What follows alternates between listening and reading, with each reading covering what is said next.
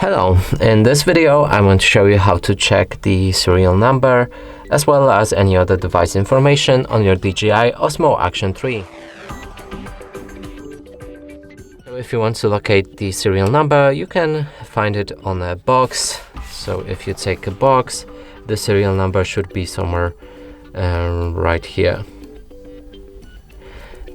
And now if we want to check it on the camera, we'll need to scroll down the toolbar, open up the settings, scroll all the way down to find the device information. Now the second option is the serial number, and you can see it right here, as well as any other device information. And that's it for this video. Hope you like it. Please consider subscribing to our channel, leave a like and a comment below.